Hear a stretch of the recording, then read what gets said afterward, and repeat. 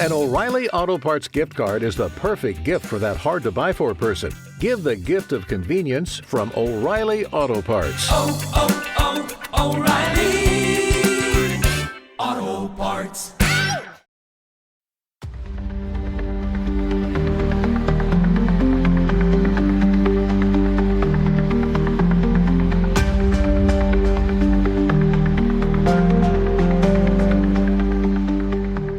Hello, everybody, and welcome to this episode of True Crime Time for December the 17th, Tuesday.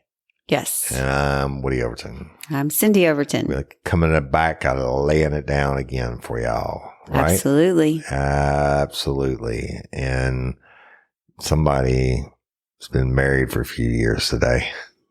I know. We argue over how many years? Well, let's let the listeners tell us how many years. To argue. What I say goes in my head. That's how it sticks. So I'm going with 17. Okay. Well, it was December 17th, 2009 that we got married. And like I said, I'm going with 17. That's fine. And because that's what works for me personally. That's what works for you. You should say, "Oh, honey, it's so sweet you remembered our anniversary," instead of fight me over the years. Thank you for remembering our anniversary. You've done so many sweet things lately. I know. I don't know who came and took over your body. Yeah, aliens got me. Yeah. Ooh, you know what I'm talking about? Yeah. Those yeah. Fucking drones, man. Yeah. Look, I'm not a conspiracy guy and all that shit, but if the U.S. Coast Guard commander says there are 35 drones following my Coast Guard cutter off the East Coast, and they're the size of SUVs. You got a fucking problem. Yeah. And everybody's got videos of them and everything else, and flying around in New York, New Jersey, now Connecticut. Mm-hmm. And the whole time I was sitting here checking the night skies with a firearm going, I wish a motherfucker would. Because if I see a drone come over my shit and it's the size of an SUV, I'm shooting it. Yeah. It's target practice. And that's the truth. I mean, I'd do it. And so we did it. When I looked last weekend, I forgot to mention this last week, but I told her son about it and everything else. That's a real problem for me. One of the congressmen said they believe there's an Iranian mothership that's because these things are so big they'd have to refuel and all that. But it's called U.S. airspace for a fucking reason. Exactly. And I don't believe, probably it's the government doing some shit that they don't want to tell us about or something. I don't know. But the thing is, it's like that Chinese balloon last year or 2 years ago, whenever it was. That's bullshit. Yeah. You can't fly over a country and take pictures of everything just because you want to. No. And we're not talking about like you're in space as a satellite. We're talking about you're like, people are taking videos of you. Yeah. And that's an issue. You don't have to file a flight plan or nothing. That's a safety issue. I'm sure it's a fucking spy issue. Yeah. And everything else. And I promise y'all, if they show up in my line of sight, wherever I'm at in South Louisiana, I'll get Cyndi to take a video because I'm going to shoot the shit out of them. So then let me ask you this. They're flying below the radar. I mean, we know they're there, but they're flying below where anybody can find them. I don't know. And what? I don't know about that. What firearm do we have that will reach their height? It depends. I'm not going to give them away my secrets. All right. So just telling you, I'm going to fucking shoot them. I just don't want you just shooting bullets up and it's not going to hit and then it's everything that goes. Don't worry about how my shooting. My shooting is correct. If it's too far away, you're not. Don't worry about my shooting. I know your shooting is correct. My shooting correct. As correct as mine is. I know firearm safety and I know what to do. And just because you killed a couple this year and none of them got away, doesn't mean you have the authority on our anniversary to question my firearm skills. Well, happy anniversary, baby. Happy anniversary. I love you. It's been a wonderful ride, and I can't wait for... Oh, don't get all emotional. I can go check. No, you can't. You're not allowed. All right. Let's get down to some true crime time for Tuesday, December 17th, 17 years of hell. I mean, that marriage. Oh, my gosh. Looking forward to 17 more years of hell. Now you can go back. You can go back to the closet that has carpet in it and cry. There's no carpet in our closet. I can let you dry. All right, let's get down to true crime time for our anniversary on Tuesday. Lay it on. Well, let's start off with. It's time for Family Matters. This is a great one. Family Matters. You might get an idea of what to do about me. Family Matters again. An Australian man. Oh, what country was he in? I might get a twofer. He was in Australia. Well, then here we go. It's time for Worldwide Crime. That's already a twofer. It's a twofer. An Australian man is accused of murdering his wife with a homemade spear. What? Yep. That's a new one for me. I know. That's why I said it might give you a new idea. I'm not trying to make a spear.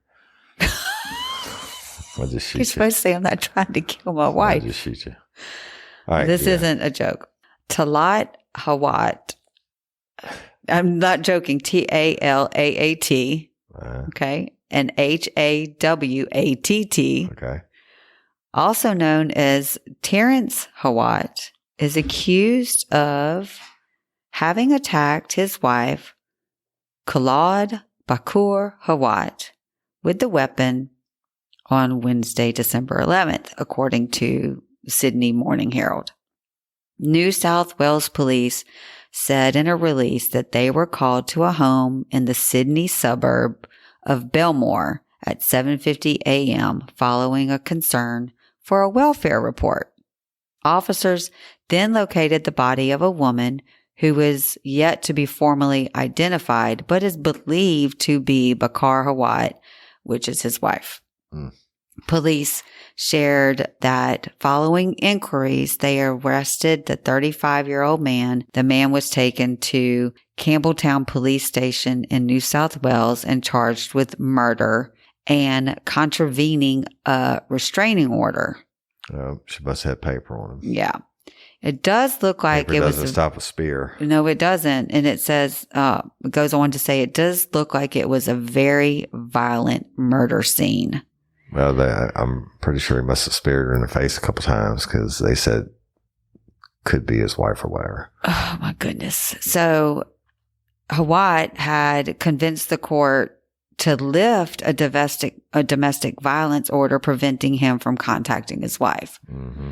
And it followed the awarding of an ADVO against him on February 14th. And I don't know what an ADVO Some is. Kind of violence order. And by Bankston Local Court in New South Wales. This stated that Hawat could not contact, assault, threaten, stalk, or damage anything belonging to his wife. He was also told that he could only speak to her through a lawyer. In April, Hawat asked for the restraining order to be lifted so he could move back into the home. And the local court agreed and changed the ADVO so Hawat could return and have contact with his wife. The police report stated that he was refused bail after finding the wife's murdered body, and he was emotionless, and that's basically, he killed her. And that is another example of it's time for Family Matters. Well, there you have it. Family Matters and a worldwide crime, actually. And we don't know about the spear play. I guess, spears kill people too, right? Yep. So let me tell you about a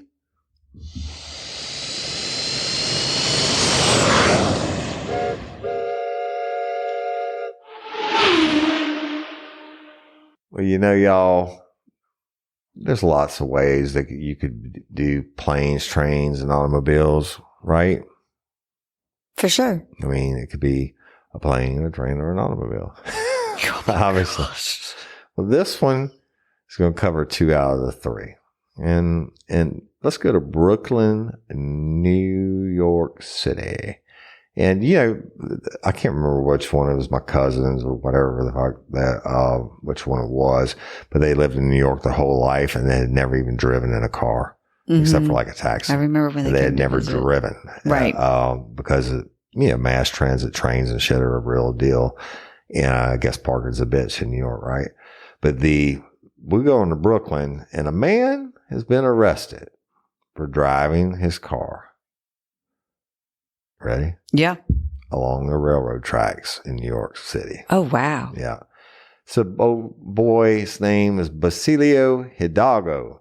He's 40 years old, and evidently he had himself something to drink, some alcoholic beverages, and he then decided to drive his SUV on the Long Island Railroad, or the LIRR, and it gets better. He caused a fiery blaze at around 4:52 p.m. on Sunday, December 8th.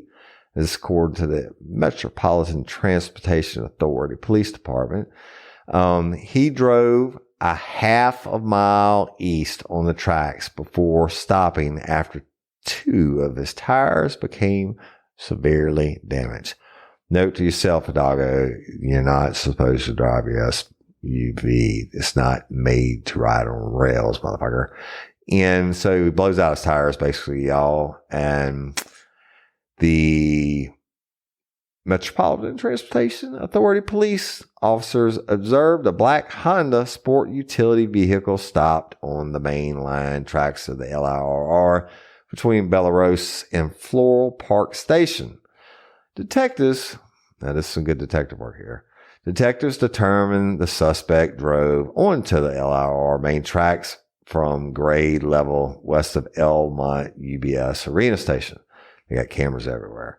The driver eventually stopped just east of the Bellerose Station as the fire started. All right. He's like, fire, no good. Mm-hmm. Driving on the train tracks, that's okay. The fire, no good. Mm-hmm. So the Floral Park Fire Department arrived at the scene to extinguish the fire, and the vehicle was removed from the tracks about 5 hours later. So Hidalgo, he got a buttload of charges, including first-degree reckless endangerment and third-degree criminal trespassing and DUI. They actually, like I told you, have cameras everywhere. They actually have a video on Instagram of this SUV driving bumpily, if you knew that was a word, across the tracks. And the incident caused significant damage to the third rail and other track infrastructure. I guess so. Now you got a bunch of pissed off commuters, right? They're like, this motherfucker. So there were also severe disruptions across train lines with significant delays on the Ronkonkoma, Port Jefferson, Oyster Bay. And service was restored at the Hempstead branch 10 minutes after the car's removal. And the repairs have been made to the track, and the investigation is still going, et cetera, et cetera. And they said this kind of thing is very embarrassing for like being late and things like that, because it can cause a delay and it's very dangerous. This is one of the riders of the train said. It's very weird, but it's unsettling, no doubt. And if you're a passenger on a train, yeah, what would you think about that? I think it sucks. Anyway, they swung over Hidalgo to jail. And what the Hey, ladies, are you feeling overwhelmed by hormonal changes? Well, you're definitely not alone. There are more than 1,000 hormone disruptors living in our environment right now. It's in your food, your water, the air you breathe, the clothes you wear, your skincare products. They all mess with your hormones. Then there's the natural hormone changes your body goes through, premenopause, menopause. And while it's a natural process, it doesn't mean you have to suffer through it. The good news is you don't have to suffer through it anymore, because now you have Hormone Harmony, a formula made only with herbal ingredients that are shown to reduce hormonal symptoms in women of all ages. Hormone Harmony is not just a hormone support and supplement. It's become a phenomenon. Women can't stop talking about it on social media. A bottle of Hormone Harmony is sold every 24 seconds. And the biggest benefit? Well, my wife says it makes her feel like her own self again. And that's what women mention over and over in the reviews. And there are over 30,000 reviews for Hormone Harmony. And for a limited time, you can get 15% off your entire first order at happymammoth.com. Just use code RLRC at checkout. That's happymammoth.com and use code RLRC for 15% off today. That's happymammoth.com and use code RLRC. Fuck. I mean, what did he think he was going to do? How fucked up do you have to be to drive 2 miles down the track? You know, you get your head's hitting the ceiling every inch and your tires finally blow out. Your shit catches on fire. Yeah. And he wasn't afraid of an oncoming train? I don't think he could see that. Was it a suicide? I guess he thought he was on some Louisiana road. Yeah, because that's very funny when you come from the most southern spot in Mississippi to close to where we're at, and the road is just pristine. Yep. As soon as you cross that fucking Louisiana line, it's same thing in Texas and Louisiana. Yeah, well, it's the same everywhere in Louisiana. Yeah, I'm just saying. You go other places and look at Louisiana, and not throwing shade on anybody that's out there working hard every day, but throwing shade on the people who plan it. There's some places they have been having construction, I know, for 30 years. Yes. And they only do it during like fucking rush hour, it seems. Or you go to other states like Tennessee and Wisconsin, they actually do their construction at nighttime. And when it's less traffic and it's not fucking everybody's day up. Yeah. I don't even like to get on the road anymore. Yeah, we don't. Yeah. Unless it's between here and there. Here and there. Just between here and there. Unfortunately, sometimes we have to go from here to there in places that we don't want to go. Right? Yeah. Yeah. So you got to do it. You got to do it. All right. But so there is a twofer within a oneer. You make up my words. Might need to take my medicine. All right, send you bill. All right. So now this, okay, and I'm not going to say this is sad. This is sad, but this is mind blowing. As an investigator, detective, I want to hear your views on this. All right.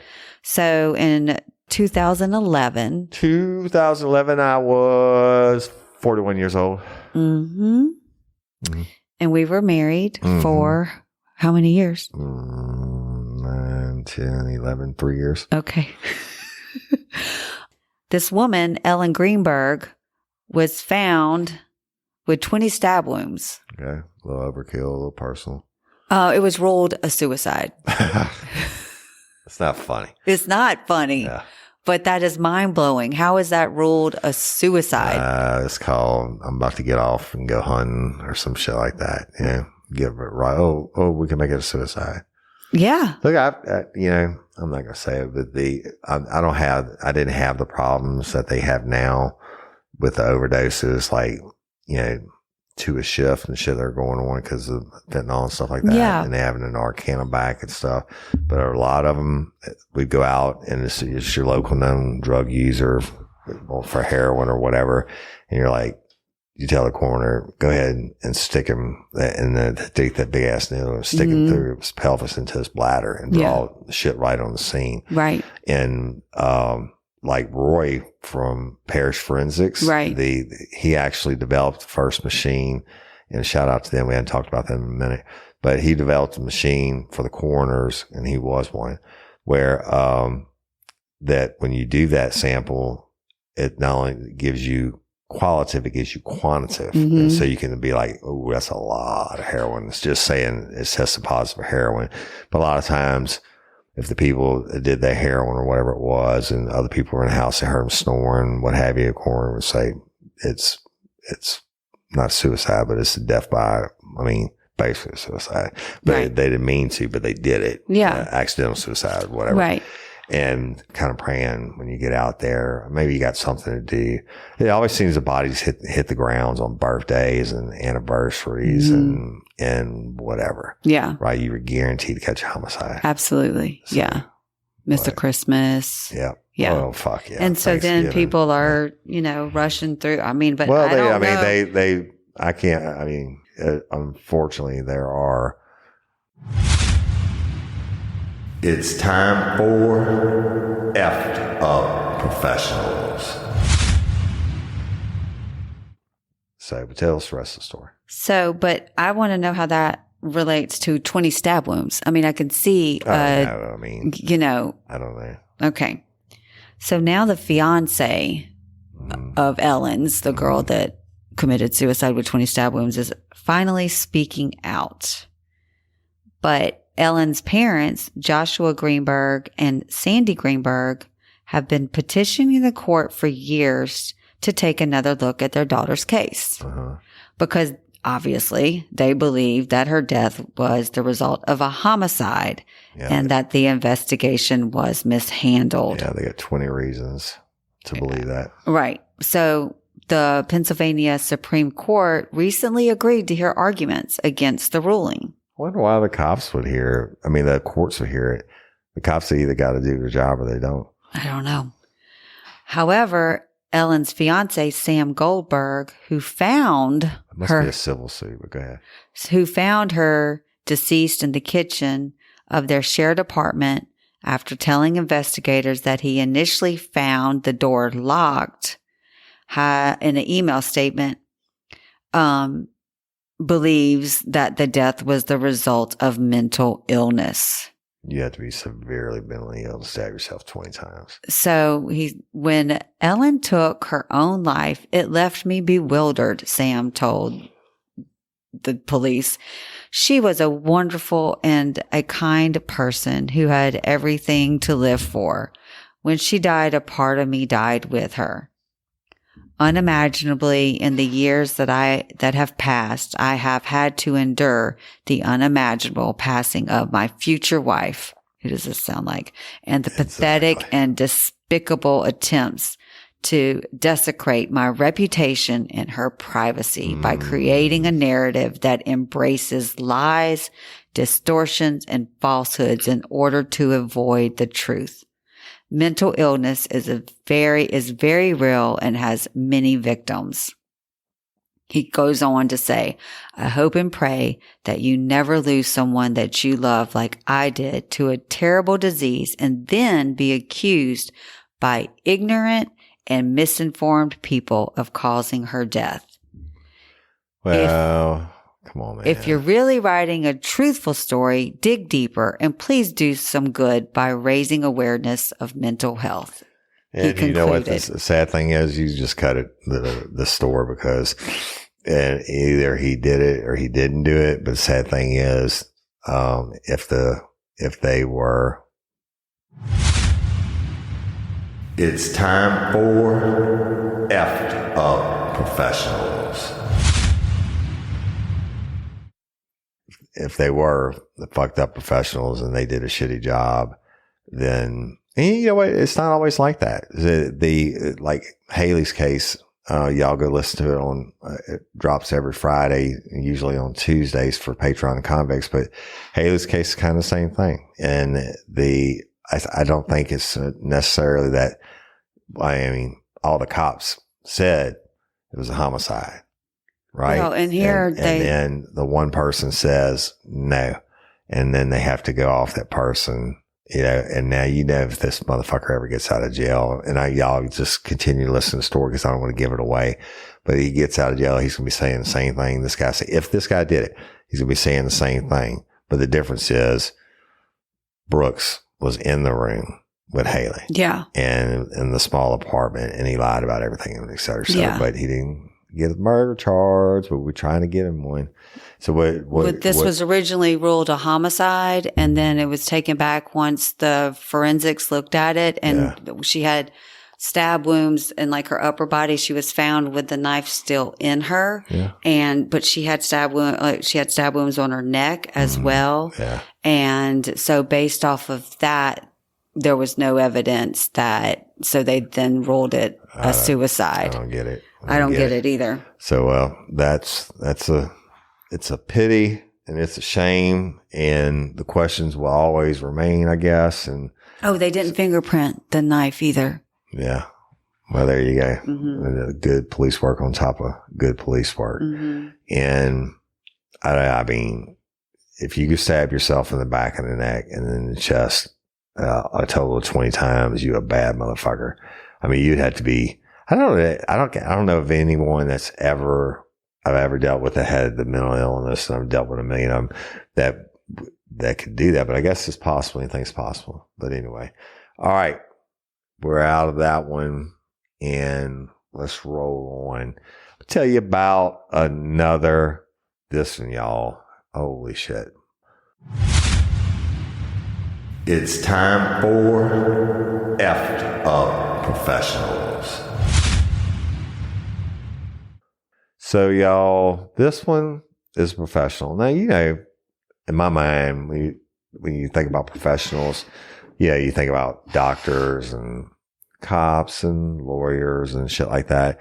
But, you know, there's professionals who drive trucks, right? Mm-hmm. There's professional garbage men. There's professional plumbers, whatever. Well, this case is a professional sitter, right? Like we know someone that has to have 24 hours. Okay, like care. A caretaker. Yeah. Okay. Yeah. But yeah, sitter, caretaker, same thing. Her name is Eleanor Flowers, and she was taking care of a 68-year-old paralyzed man. Okay. Right. And he previously suffered a stroke. So he's laid up in the hospital. He's paralyzed. He's all fucked up. Right. And the patient sitter is the fucked up professional in the story. Mm-hmm. And she was 76 years old. Oh, and goodness. She is the one who assaulted the victim who had previously had the stroke. Mm-hmm. And he's a 68-year-old man. All right. And what do you think she hit him with? Beat him with? A bat? No. With the remote control for a hospital bed. I mean, just sling it. Yeah. Oh, my. On Tuesday, December 10th, Eleanor Flowers of Washington, D.C. was sentenced for the criminal abuse of a vulnerable adult and attempted threats because of January 4th of 2021, she beat this dude at the Southeast Washington Hospital United Medical Center.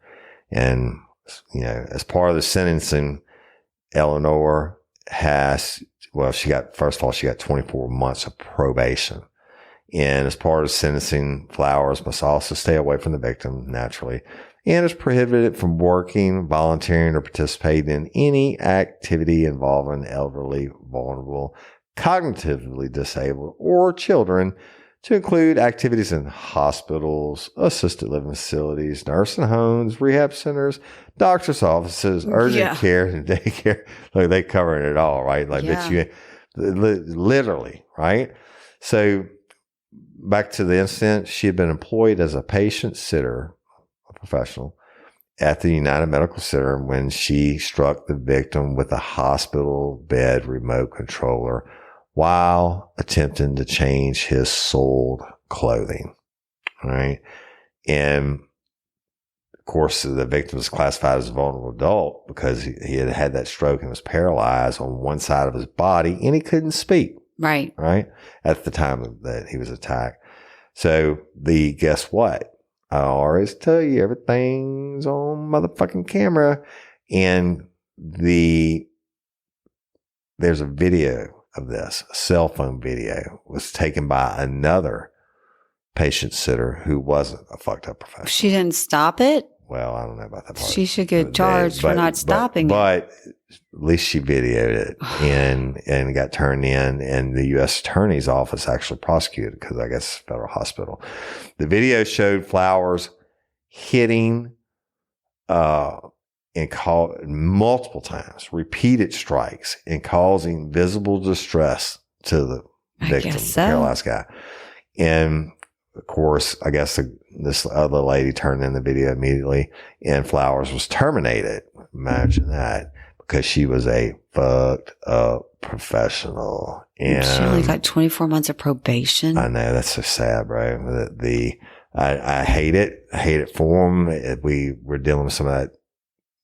You think it's because it's overcrowded jails and she's old and it's a hospital. I know, it's not a jail. She's got probation. Oh, I don't know. 76 years old. I don't know. But it wouldn't be enough for me. Yeah, or you or anybody out there. I'm thinking about who we know that has 24-hour care right now. Right. And you have to put so much trust in these people. Yeah, I know. Because they're alone in the house with your parents. Yeah. And I do have faith in or a loved one.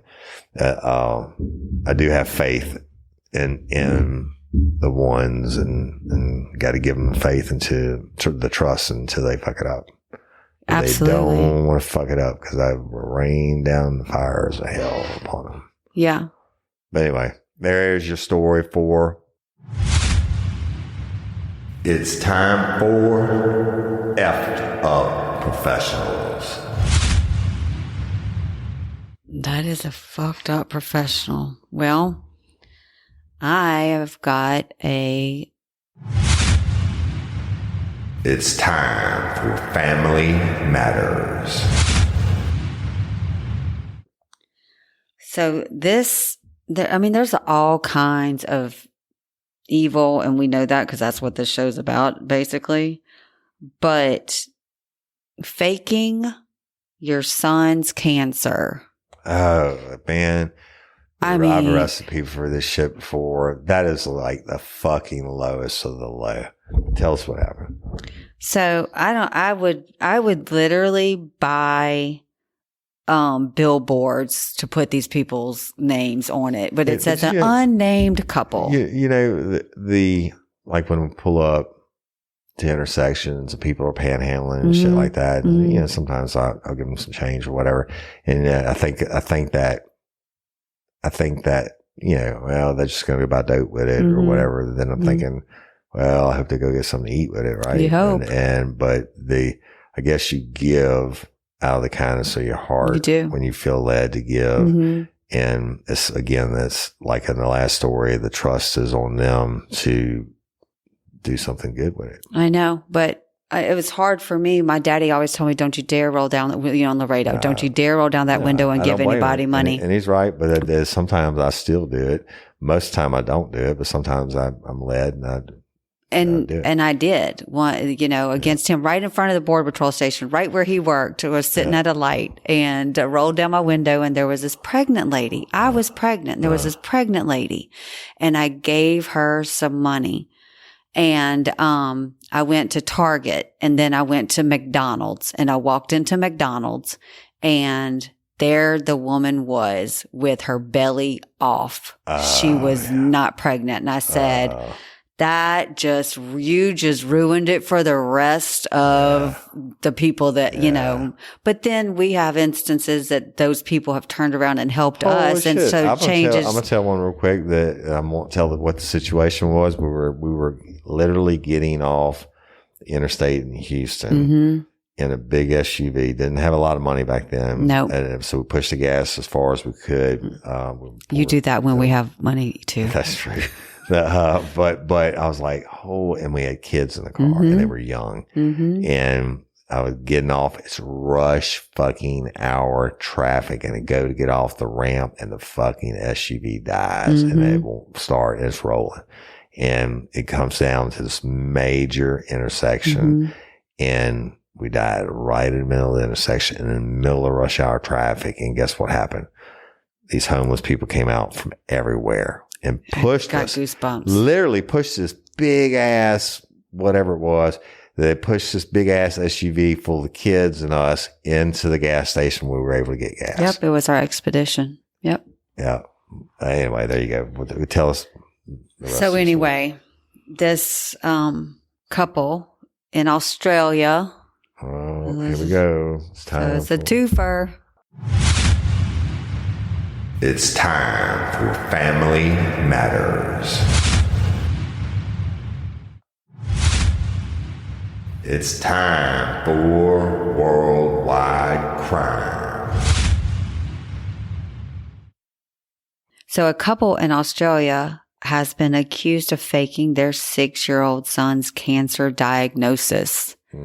On Friday, December 13th, the woman and man, who were both 44 years old, appeared at Port Adelaide Magistrates Court, where they were each charged with one aggravated count of committing an act likely to cause harm, which carries a maximum sentence of 7 years in jail. Crazy.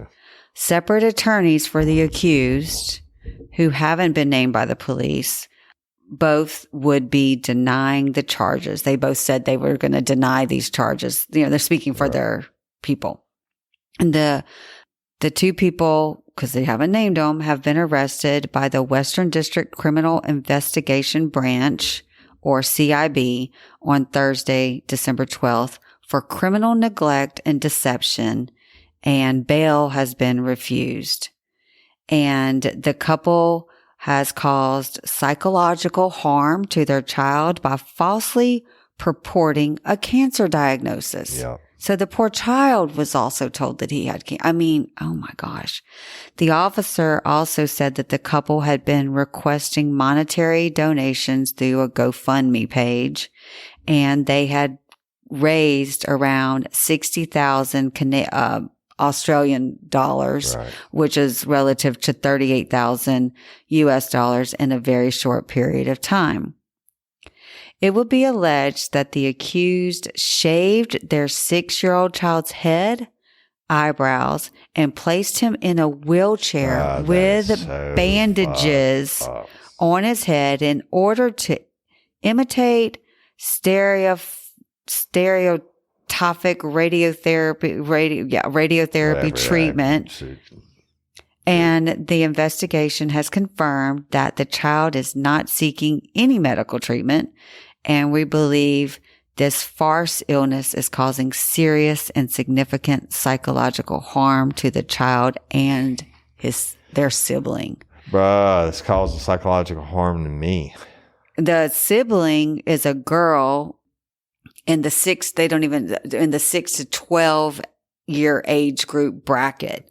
And they've been removed from the home of the parents, and another relative is caring for them. And they also stated that the incident had been reported to police on November 26th, and they had to do the investigation with Child Protective Services and all of that. Imagine shaving your kid's head and eyebrows and saying, hey, you got cancer. And it's quoted to say, I couldn't think of a more devious and cruel scheme that the parents have done to their own child. It's abhorrent that people would seek to profit their own personal greed and selfishness from such an insidious condition such as cancer that impacts so many families in our community. And That is unreal. it's just unbelievable. Unbelievable. And I hope the Aussies that are in the jail cell with them give them some inmate justice for real, right? Yep. I mean, I don't know how much justice you can get, but I just hope they get them. So, I don't know. I don't know. It's fucked up. Yeah. All right. So that concludes. It's time for Worldwide Crime. It's time for Family Matters. All right. So I guess, when you break it down, I guess all our stories can pretty much fit in the fucked up professionals, Family Matters. That was actually a Family Matters. That's the way I started it, was as a Family Matters. Other than that's a twofer. Yeah. And it's crazy, right? And I did the one about the professional sitter earlier. Mm-hmm. And I don't know what you really classify this idiot as. All right. Dude named Samuel Rappley Bateman. That's his official name. And he was sentenced to 50 years in the big house for conspiracy to transport a minor, for sex, and conspiracy to commit kidnapping. All right, I'll tell you all about it. So the FBI says this dude, Bateman, had more than 20 spiritual wives. This is a good one in our anniversary one. And several of them whom were underage. And he engaged in group sex with them. All right. But I don't want more than one wife. I know you don't, but tell them. Just don't want more than one wife, period. But the prosecutors claim that Bateman told his people, his followers now, to kidnap several girls and taken from his home and placed in group homes by the Department of Child Services and bring them over state lines. So they already been snatched up once by OCS and put in, then he gets his followers, kind of like Charles Manson. Mm-hmm. So he is a polygamous sect leader, and I don't really want to call that a professional. And he had more than 20 wives. And I told you, anyway, about the underage ones, et cetera. He just fucking did it. The judge told me, said, the amount of harm you cause is nothing short of unmeasurable. And the U.S. District Judge, Susan Bornovich, just told him his sentencing, said, you should not have the opportunity to be free and never have the opportunity to be around young women. You took them from their homes, from their families, and made them into sex slaves. You stripped them of their innocence and childhood. And in his plea agreement, Bateman admitted to coercing underage girls as young as 9. Oh my. To engage in sexual activities, this is called rape, with him and other adults. And he admitted to planning to abduct girls and transport them over the state lines. Now, several of the victims actually got up in court and said what happened, right? That's so sad. They had to do that. Before sentencing. And one of the girls said, this abuse has created a ripple effect that has touched everyone I know. And another one said, I hope you feel the pain you've caused me as you're sitting rotting in your cell. So, real quick, this goes all the way back to September of 2022 when he was arrested on an FBI warrant, which is kind of a big deal. The 50 years he got in federal prison, he's got to do like 49 years. Mm-hmm. And they said that Bateman had created a cult-like offshoot of the Fundamental Church of Jesus Christ of Latter-day Saints and engaged in the group sex with some of the girls that he claimed as wives. He also watched other men sexually abuse and assault the girls. The affidavit states that Bateman was audio recorded saying God had instructed him to give the most precious thing he has, his girls, virtue. God told him to give them virtue, right? He's talked to a handful of adult men and said, God will fix their bodies and put the membrane back in their body. I never had more confidence in doing his will. It's all out of love. All right. This monster told his 14-year-old daughter, too, that he wanted to have a child with her and make her his wife. All in FBI affidavit. You can't make this shit up.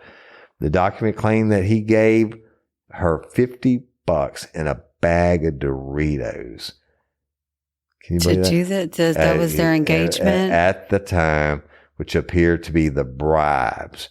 And the girl was subsequently removed from the home by Bateman's then wife. I guess she got jealous. And a restraining order was filed against him. So the FBI raided his home in Arizona, looking for the evidence of marriages or sex between children and adults. And a number of the girls ranging from 11 to 16 were also removed from his home by DCS. And the girl, they were, placed in various homes, etc.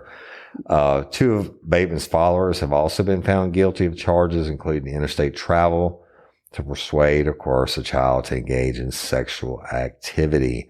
7 of his adult wives have been convicted of crimes related to coercing children into sexual activities and impeding the cops' investigation.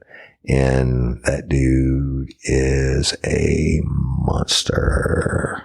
So if those women have been abused, and that's likely that the wives have been, young, they were young when he started grooming them, and they might have thought it was normal.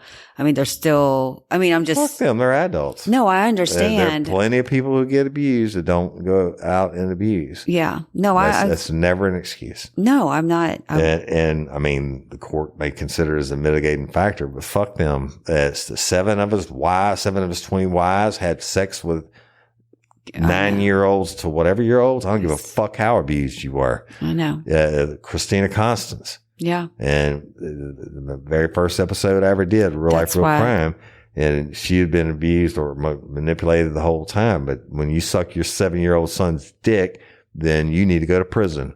Bad. Sucking your son's dick is bad.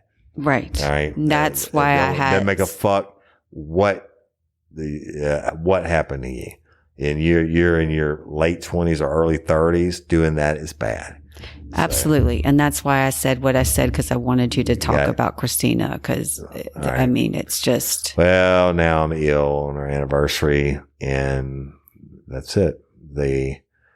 Y'all go download the Real Life, Real Crime Community app for free from the App Store, and everything's in there. I go there first. Y'all know you hear me talk about it every week. Thank you to our convicts and patrons. You're getting your commercial-free early releases every day. Every day. And the bonus materials almost every day. Mm-hmm. And all that stuff. Hashtag Justice for Haley. Y'all keep pushing it. Push. Let's get it done. And Justice for Haley merch is in the store. Believe me, it's priced as good as we can get it. That is not me. We're not making anything off of that. That is just to continue to push. Mm-hmm. And you go look, every comment that I answer or whatever it may be about beer or whatever, and I make my comment and I put hashtag Justice for Haley. Yes. And Miss Barbara and Tyler and Stella are in the app, and they are very appreciative. They're very active in the app, and they're very appreciative of the love and support. We kept telling them that lifers are gonna be there. And it happens, but Rome wasn't built for today. Right. And this, unfortunately, Haley's case didn't get fucked up in a day. I guess it kind of did, but we are telling the story. I'm doing it. There's a reason for the way that I'm doing it and the steps that I'm doing it in. Continue to listen. It's going to blow your mind. And that's all I got to say, except for happy anniversary sin for 16, 17 years, however long it's been. And you have carpet in your closet. Just teasing. All right. I love you. Happy anniversary. Love you all. Thank you all. Thank you all for listening and liking and sharing. And I'm Woody Overton, your host of True Crime Time 4. And I'm Cyndi Overton. Holla at y'all later. Peace.